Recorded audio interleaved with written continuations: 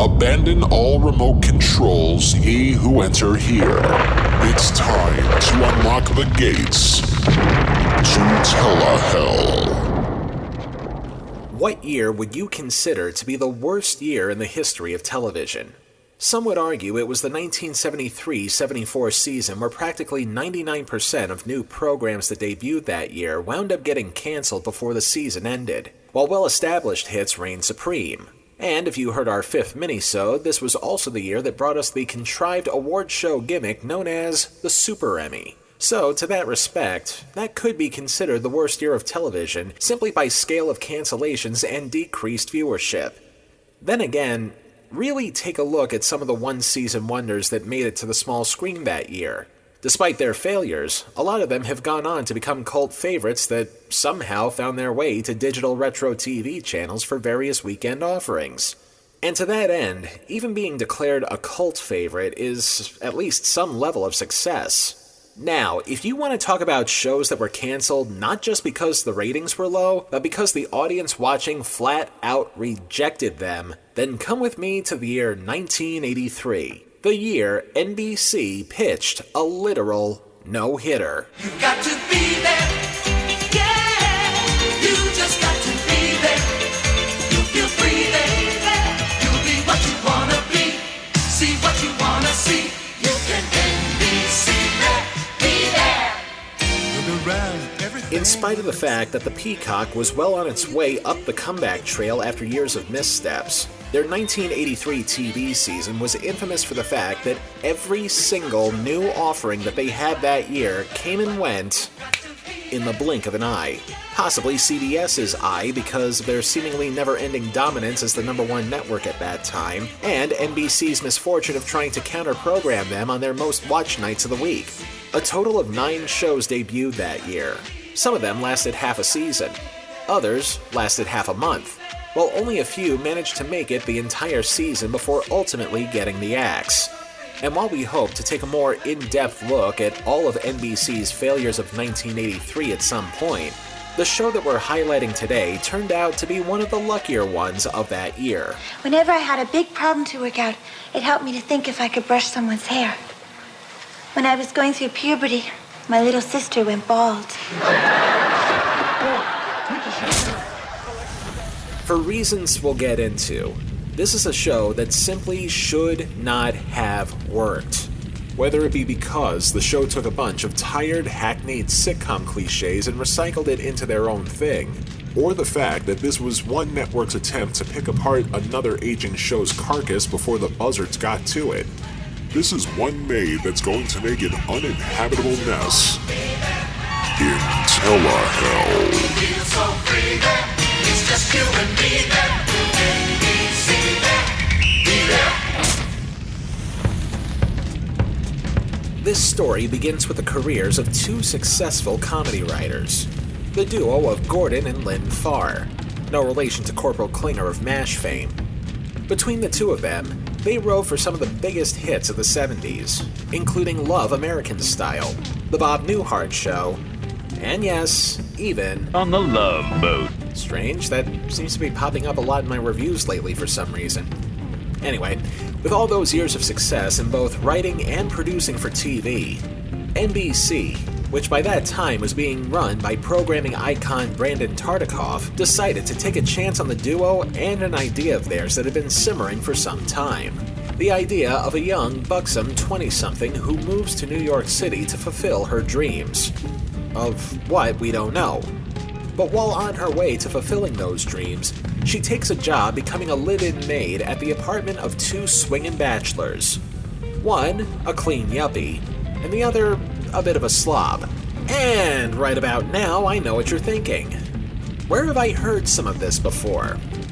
Well, you're right to think that there may be more than a couple of liberties taken with this idea. The notion of a yuppie slob combo living together, for instance.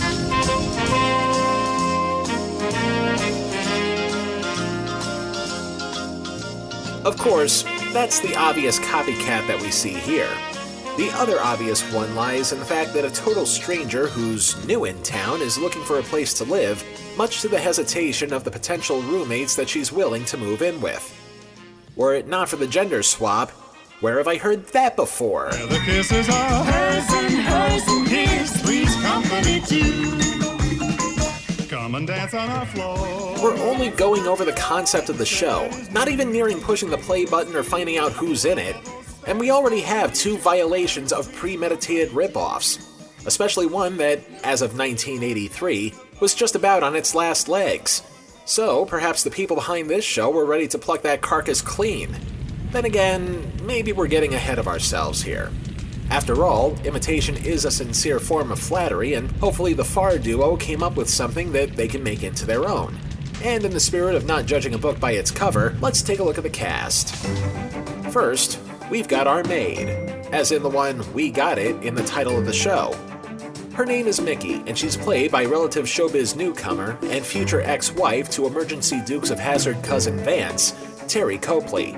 And at the risk of saying something highly disparaging against someone who I'm certain was good at what she did, her acting range kinda went a specific way. And I'll leave it to you to figure out what it is. But you two want to talk business. Mergers are way over my little blonde head. I better straighten up. Well, then I'll give you a hand. I knew you'd say that. The other reason why I don't want to be too disparaging is because, as I found out through research, a few years ago, Copley wound up switching to the other team. No, not that one. One of, shall we say, biblical proportions. And I got on my knees in the hotel room, and I said, Lord, you've given me this life, and I've made a mess of it. Please take it back, and please just let me serve you. The love I felt from Jesus just consumed me. Jesus Christ! No, literally, she became a born-again Christian in the 90s, and she hasn't looked back since. But hopefully this doesn't affect our overall thoughts on the subject at hand. The rest of the cast featured up-and-coming actors Matt McCoy and Tom Villard as the show's pseudo-Oscar and Felix, yuppie lawyer Dave, and messy salesman Jay, respectively. Rounding out the cast were the Gentleman's Girlfriends, played by Bonnie Ursef, and future co-star of the long-running cop classic Hunter, Stephanie Kramer. With all of these elements in place, all that was left was a company and an executive producer willing to put it together. Fortunately, the Farrs caught a break when MGM... Yes, that MGM decided to take a chance on the show by being its distributor. And its production company was yet another up-and-comer in the business, that of the Intermedia Entertainment Group, helmed by its founder, one Mr.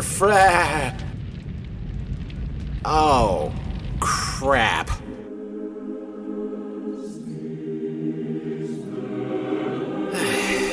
Yes, folks. This program is yet another in the long line of hits or misses that has the fingerprints of our charter patron saint of Telehell, the late Fred Silverman.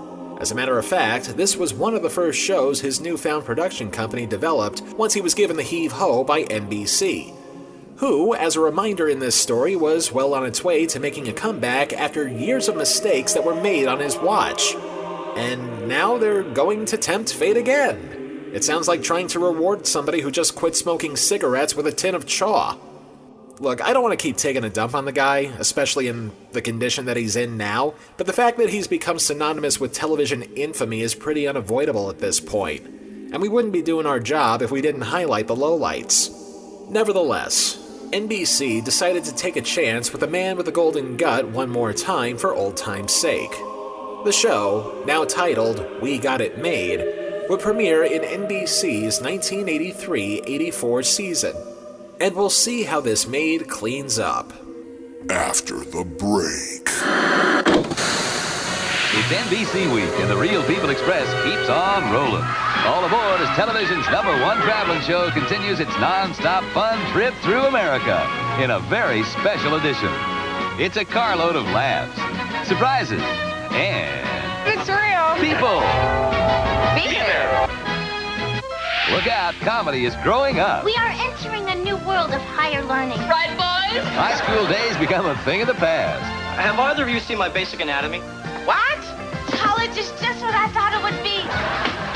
It's a crash course in laughs on the season premiere Spoken from the heart. of Facts of Life.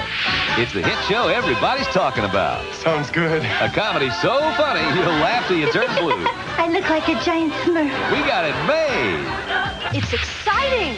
It's stupendous. It's television's biggest week. It's NBC week. Be there. September 8th, 1983. Video arcades welcome the challenge of Sinistar. Run, run, run. Beware, coward. Michael Cimbello's Maniac was well on its way to being a one-hit wonder. And at 9 p.m., 8 p.m. Central and Mountain, Fred Silverman's first independent TV production hit the airwaves in the most earwormy way possible.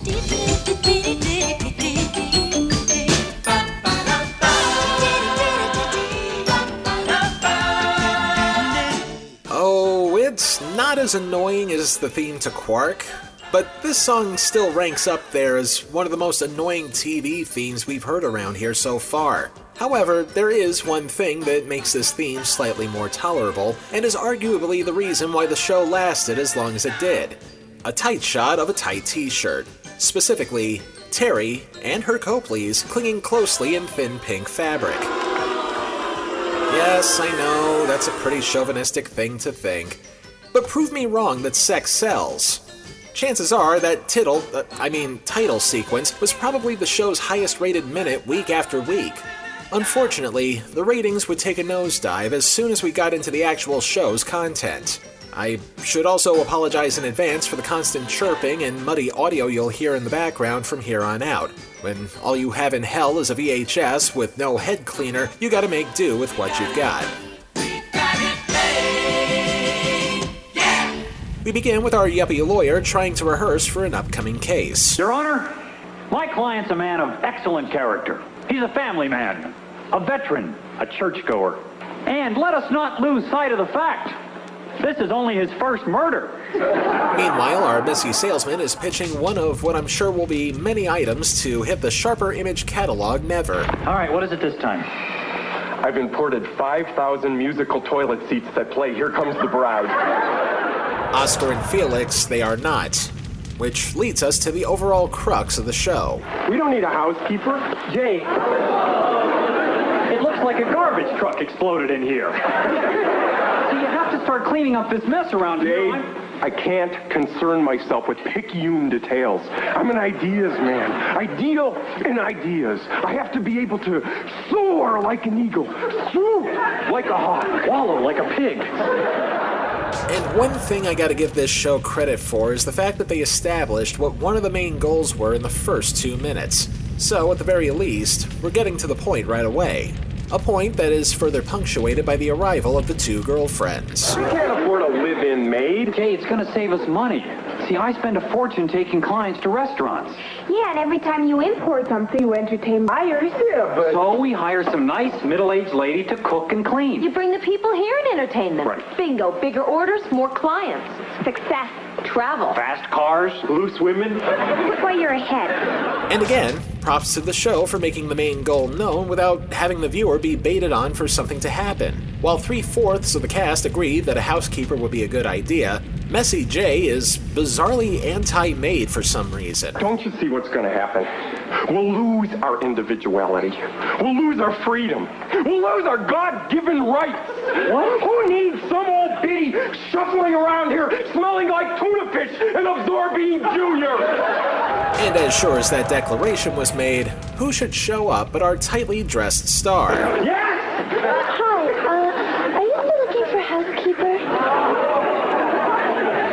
Gosh, this is wonderful. I've only been in New York an hour, and I've already got a job. Well, we'll need some references, Mickey. Immaterial, Dave. Mr. Yuppie then tries to be the voice of reason. Well, you can't hire someone just because they're gorgeous. Why not? Jay, look, we want someone who's good at the job. What job? See, she's never done this before. And besides, we can't afford that kind of money. Okay, mini tangent.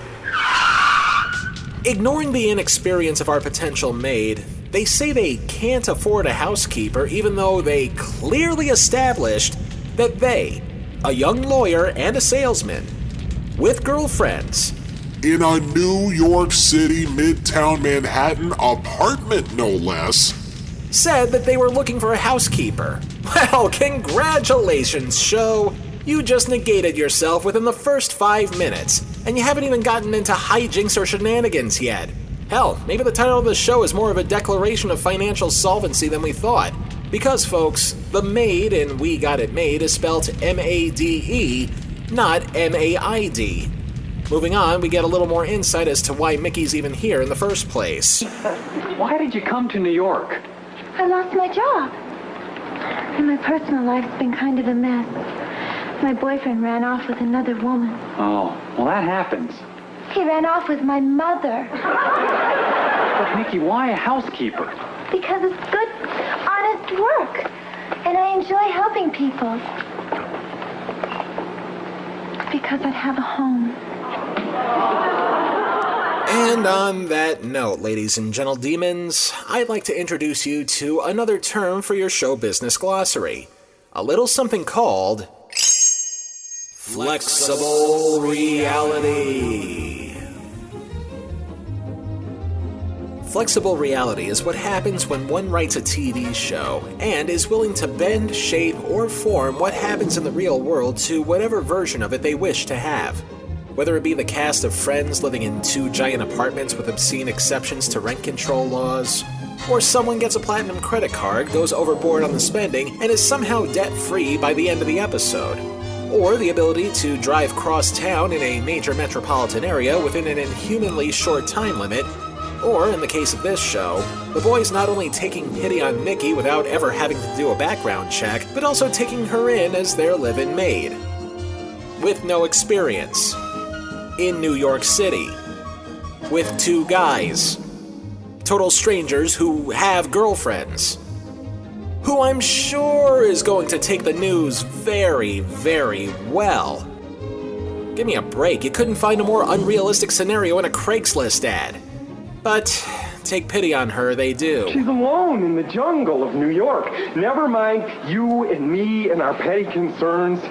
If we can make but one person a little happier, we'll have made the world a better place for all mankind.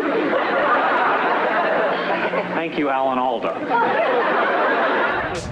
Speaking of the girlfriends, we see how they react as Stephanie Kramer pretends she's eyeing her future contract for the show Hunter in the distance. Beth, Claudia, this is Mickey.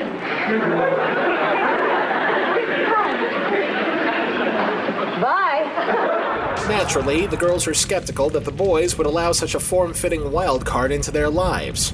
But for the sake of flexible reality, maybe this can be discussed like rational adults.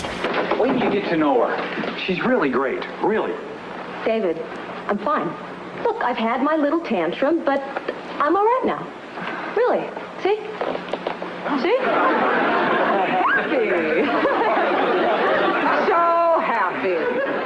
Or maybe the levels of jealousy will reach soap opera heights without actually giving the girl a chance first. Do you honestly think that someone like Mickey could come between you and me? Yes. No way. Hey, Mickey, sit down. You must be pooped. So, as we begin Act 2, the girlfriends leave for a previous assignment while Yuppie and Messy stay behind to do some work, with everybody fully aware that a certified C-cup is now living under their roof. I'll see you later. Work hard. Believe me, work's the only thing on my mind. Okay, bye, David. Bye, Mickey. A joke. It's a joke. A mild form of humor. Very mild. As the boys are doing their work, Mickey, who is trying to take a bath, calls for their assistance. Hey, can somebody help me? I forgot my shampoo. I'll get it! But, whoa! The boys accidentally get locked in the bathroom with Mickey only wearing a towel. Oh no! A mind is a terrible thing to waste. Well, we're gonna have whoa.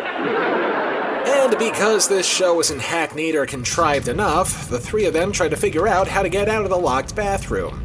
Just as the girlfriends come back, which is the perfect place to add in one of those manufactured suspenseful moans. David? Oh, Oh, the show did that for me. Well, thanks, I guess. Anyway, the boys hem and haw their way out of the bathroom while Mickey sneaks out a window. Back in the days when New York City apartments didn't seal their windows shut to prevent others from sitting on the ledges. But again, flexible reality. More wild goose chasing occurs as Messy J goes back into the bathroom to see if Mickey is reenacting the Robert Hayes role in the movie Cat's Eye, which it turns out she does, as she's then seen scaling the windows of the apartment trying to get back in without the girls finding her out. What? I don't even know where to send flowers. Do we send them to us? She lives! And, for the sake of this being a podcast, I wish I could describe the next few minutes for you without having to schedule myself a full frontal lobotomy, as the show goes through a series of hoop jumps and try to convince us that what we're watching here is actually funny. Everything from one of the guys thinking she's fallen off the building, to the constant and sometimes embarrassing distracting of the girlfriends, to Mickey's towel getting blown away, to that same nude Mickey trying to sneak back into the apartment while one of the girlfriends delivers a lengthy monologue. Just about every variation you could think of involving these aforementioned jokes have been used to death on every sitcom ever made since the beginning of time, let alone The Odd Couple and Three's Company. But the difference between those shows and this one is that they were able to pull off some kind of original spin on things. Here, it just feels like something that was refrigerated and reheated for no other reason than to keep mold from growing on the future specimen. Eventually, the frivolity comes to a merciful stop. Look, I've tried to be nice, I've tried to be understanding, I've tried to be nude, but I'm telling you right now that she's... Nude! Hi, how was your play? No, it actually keeps going, because we've got one other thing to rip off, and this one is more Three's Company-esque. The part where once things blow up in everybody's face, we get the assurance that it was all a big misunderstanding. It looks like I've screwed up again, like I always do. I'll save you from having to fire me. I'll just be going. Where will you go? To my room. That's where my suitcase is. And were this not the bizarro world, this is usually the part of any given TV show where things are about to wrap up. I hope you're proud of yourself. You're the one who insisted we get a housekeeper, and she's great. You're right. And you told me you can't hire someone just because they're gorgeous. Well, you can't fire someone just because they're gorgeous either. Right. Don't interrupt. She needs this job, and she needs us. You're right. Don't give me that. Hey, forget your clever lawyer arguments. They're not going to work on this kid. Mickey, we want you to stay.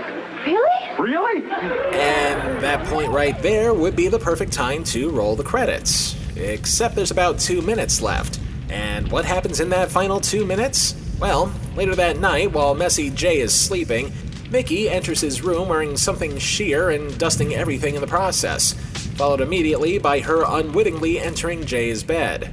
Not only does it turn out that Mickey's a sleepwalker, but even more upsetting, this episode is slapped with the 3 most dangerous words in the English language. To be continued.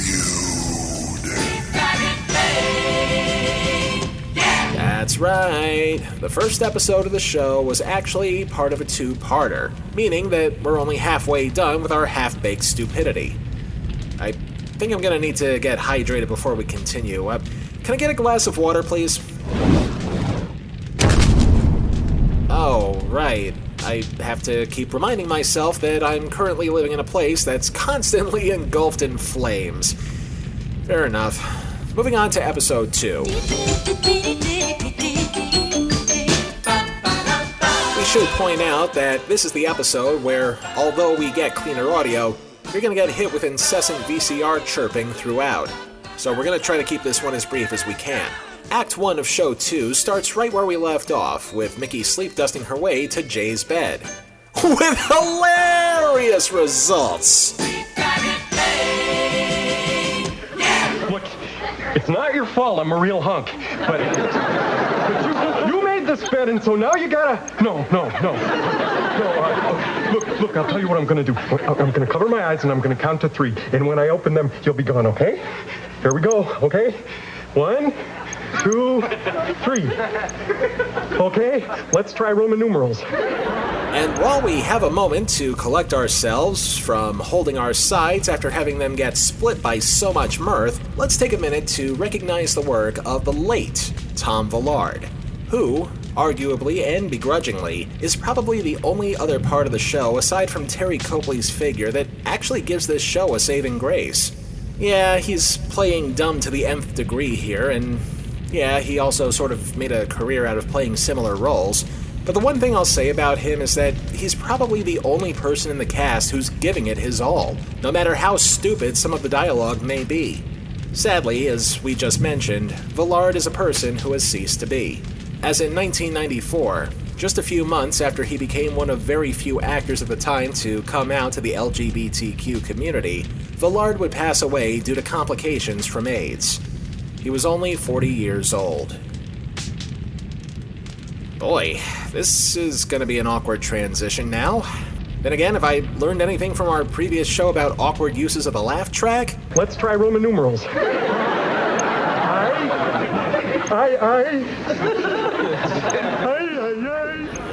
I'm sure he would have been cool with this anyway.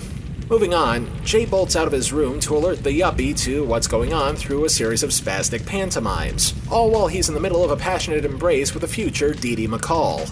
Eventually she leaves so Jay can be a little more verbal. By the time the boys get to Jay's room, Mickey disappears once again, only to reappear in the yuppie's bed instead. Oh boy. When I said she was in my bed, did anyone believe me? No. Now I suppose you expect me to believe that there's somebody in your bed. Jay, she's in my bed. Maybe, maybe not. Through a Laurel and Hardy-esque routine, the boys pick up Mickey and return her to her bed. With hilarious results. On the next day, they try to figure out how to prevent this from happening again, aside from NBC rejecting the script in the first place. And while perfectly good muffins accidentally get dumped into a fish tank, one of the girlfriends tries to figure out what's going on. You know, Jay, I can always tell when you're fibbing if I just look in your eyes.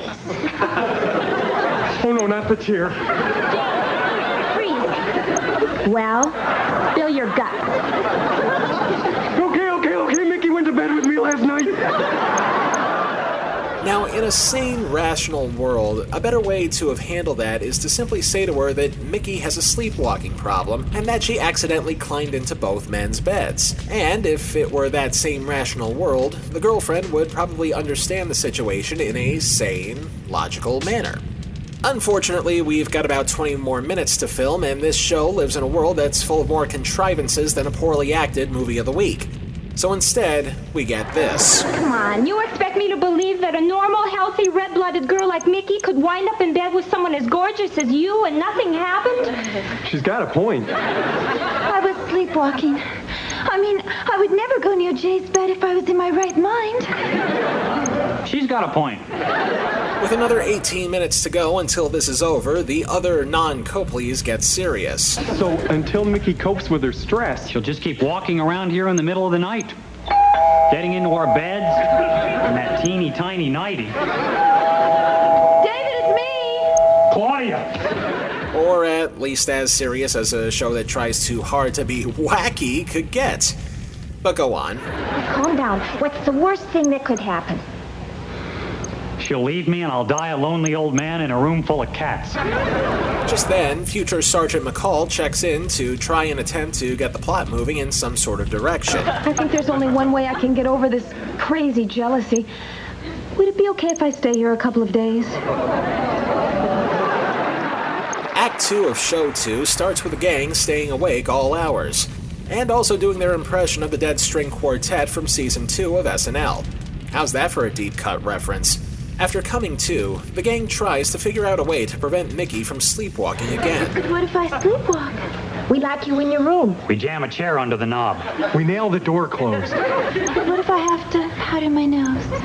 Powder your nose. Why? You're not going anywhere. Hey, grow up. She means she might have to go tinky-doo. Just then, Hunter's soon-to-be sidekick comes in to send Mickey to bed, as though she's about to go on a nature hike with Mickey as a human rucksack. Bedtime for Blondie. on steroids? Afterwards, the rest of the gang takes turn guarding Mickey. With hilarious results! Guys, wake up, wake up. Mickey's gone. Check Jay's room. Come on. She's not in here. She's not in the bathroom. She's not in Jay's room.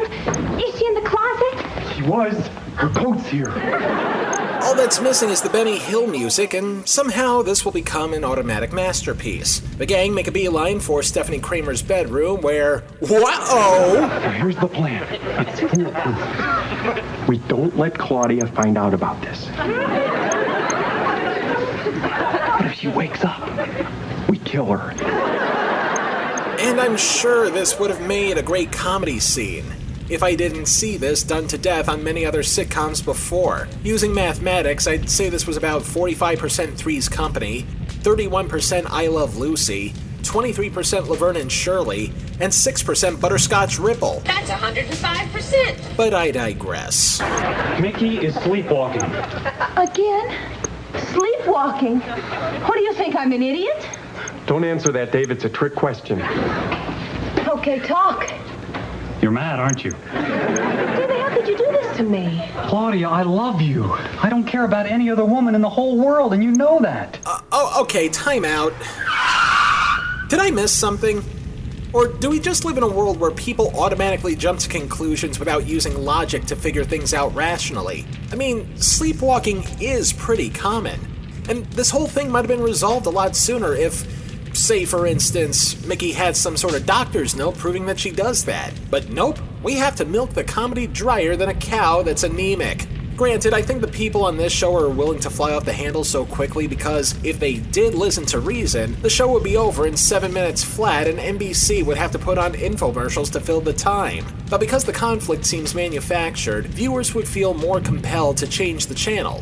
Audiences are not that stupid, even for 1983 standards.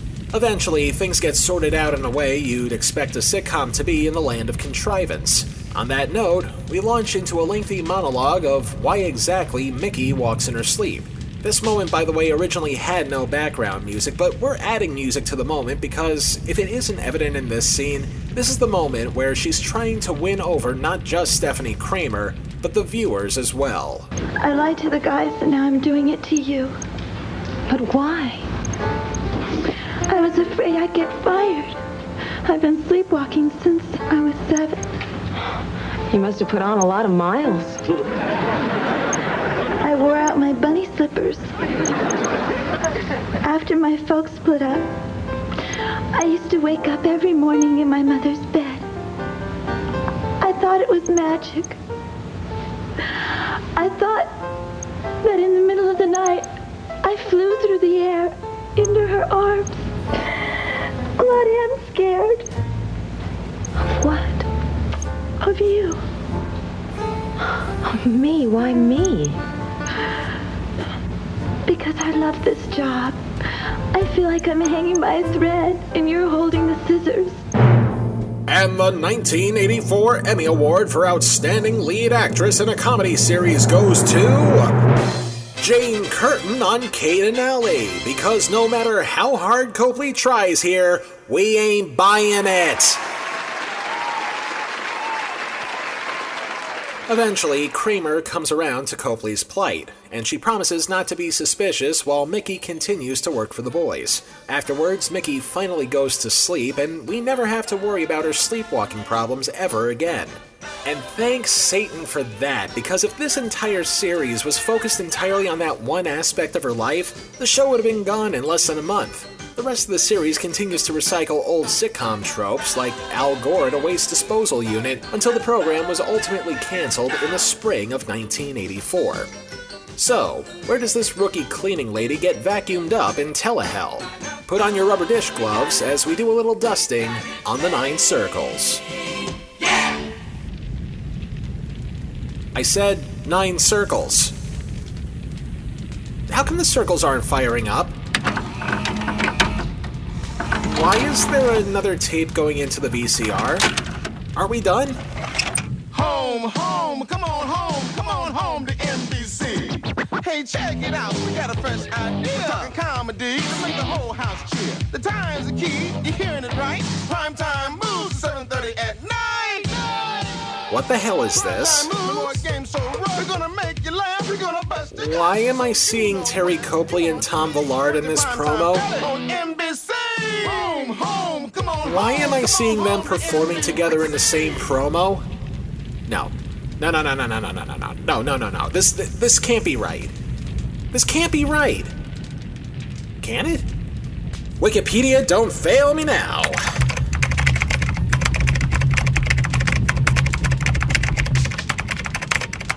Let's see.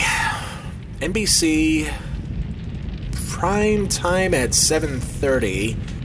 In the fall of 1987, NBC conceived a syndication package for its owned and operated stations under the brand Primetime Begins at 7:30, consisting of 5 sitcoms that each aired once a week and were produced by various production companies contracted by NBC. The series included Marblehead Manor, She's the Sheriff, You Can't Take It With You, Out of This World, I remember that one, and a revival of the short-lived 1983 NBC series We Got It Made. Are you kidding me?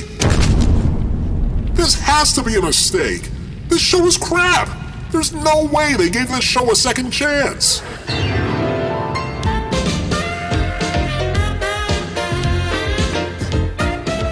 Son of a bitch! Great, now I have to talk about this too. Yes, folks, it's true. We Got It Made somehow made a comeback, roughly 3 years after it was initially canceled. This time around, airing in first-run syndication that just happened to be for a number of NBC affiliates. But while Copley and Villard came back for the revival, the rest of the cast had careers to lose and wisely declined to come back. So, a brand new cast of characters were put in. Replacing Matt McCoy's yuppie lawyer was actor John Hillner, who, as we'll find out, may have been a step down from the original. We also get the introduction of Mickey's neighbors, a father and son duo played by Ron Karabatsos and Lance Wilson White. I guess they added a teen to the mix because this was airing in most of the country at 7:30 p.m., and most kids were still awake at that hour. Not that many kids watched the original 1983 version to begin with, but then again, I'm not a programming executive. Unfortunately, there's next to nothing available in terms of content for the show's revival. So, hey, I guess this means we don't have to review this part after all. Okay, can we get the 9 circles now, please? Motherfucker! Looks like the forces of evil found one for me. Okay, why don't we compromise a little? I'll go over what happens in the episode as fast as I can because I really don't think I'll be adding anything new to what we've done here so far. Is that okay? Okay. Can I have some speed-up music, please? The title sequence is better, but blander. No more annoying theme song. Also, Tom Villard now gets top billing even though Terry Copley's the star. Shit happens. In this episode, Mickey's in a bad mood because an old friend is coming to visit her, and she happens to be more successful than Mickey. The boys try to reassure her while Mickey's friend comes in via helicopter because sitcom's got a sitcom, right? We gotta do something. Yeah, we gotta meet this Betty. She sounds fabulous. Nobody can be that impressive. I'm impressed. Mickey's friend then tries to convince Mickey to come to an audition for an unspecified big show in an effort to add a little spark to Mickey's life, which is the main crux of her problem. She's a little restless just being a maid. Who doesn't hate their first job? Mickey's practicing, has a little bit of trouble, and the best trick she has up her sleeve is a Marlon Brando impression with hilarious results. Ha ha ha ha ha. Should've looked out for me, Charlie. I could have been somebody. I could have been a contender. Mickey and her friend head down to the audition, which turns out to be not for any acting part, sort of, but rather a chance to be one of the gorgeous ladies of wrestling, or Glow, long before it was a Netflix series.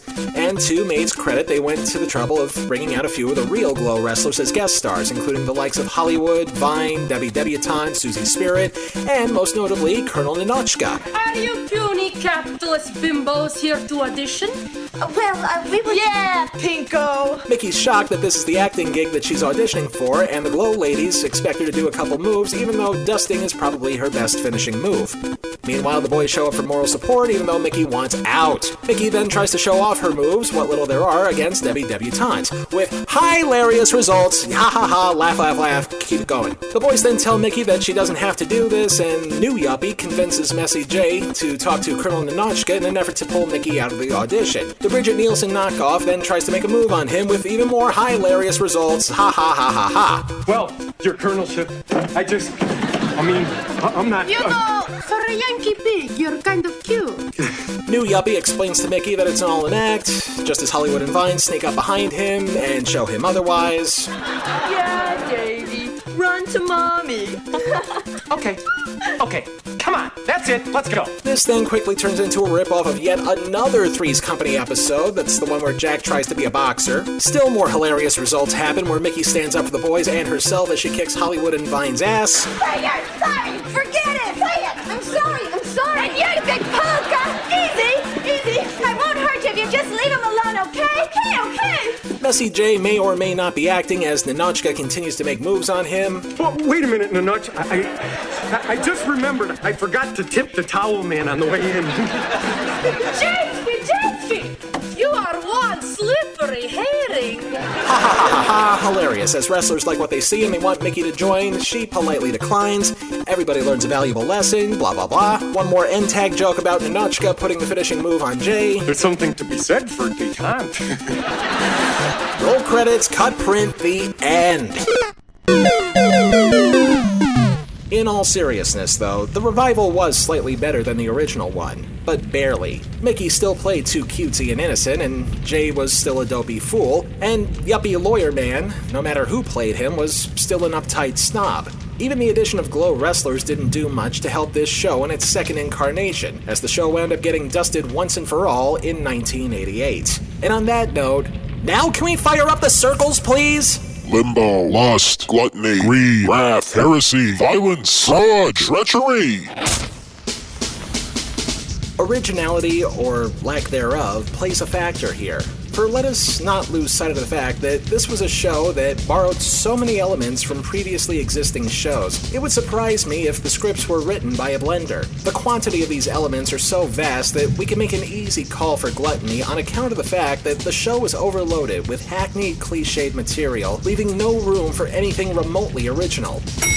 And because these all too familiar elements were used, this prompted the viewers to realize that a lot of what they were watching had been done to death on other shows. The average TV viewer, even for 1983, is not that stupid to know the differences between the innovators and the imitators. They were watching a wolf in tightly knit sheep's clothing, thus ringing the bell for heresy. Not to mention the fact that this show was put on at a time where a similar show on another network was on its last legs, and perhaps there was the possibility of a natural successor to that show being declared. The short shelf life proved otherwise. Made was certainly no Three's Company, hard as it tried to be. The fact that viewers still flocked to watch that show in its final season only proved Made to be the false prophet, thus tagging it for fraud. And of course, if the first few seconds of the show's opening credits with Terry in the tight t-shirt didn't already drive the point home, the slinky nightgowns and high-pitched schoolgirl voice would have done the same. For this show not to be hit with lust over our main character would be an impossibility. Not that it was a bad thing, mind you, I'm sure the male demographics were pretty high each week, but there's more to luring viewers than just eye candy, especially in an era where the moral majority was on the rise. We Got It Made earns 4 out of 9 circles of Telehell. Try as it may to have been somewhat entertaining, it also tried to do so by using a bag of tricks to get ahead instead of attempting to be something entertaining on its own merits, of which it barely had any. Of course, if the show aired during the 1970s when so-called jiggle TV was in vogue, maybe it might have stood a chance. So, in that regard, perhaps the show was simply a victim of being in the wrong place at the wrong time. But even more than that, this was supposed to be Fred Silverman's big comeback project after getting the boot from a major TV network. Having this be the result of that comeback only resulted in more skepticism from the industry that the Golden Gut lost his golden touch once and for all. But fear not, demons, this story does have a happy ending, for Silverman still had enough clout in the TV industry to keep trying, in spite of whatever missteps he made in the past. And because of that clout, he was able to put his stamps on such future TV stalwarts as Matlock, Diagnosis Murder, and the revival of Perry Mason in TV movie form. Of course, his clout had to be re-earned the hard way, because the rest of the flops that he left in his wake were so downright diabolical that they forever stained the institution of television thanks to perennial inclusions onto lists of the worst shows of all time. But before we can get to those shows, I think we need to take down an appetizer first.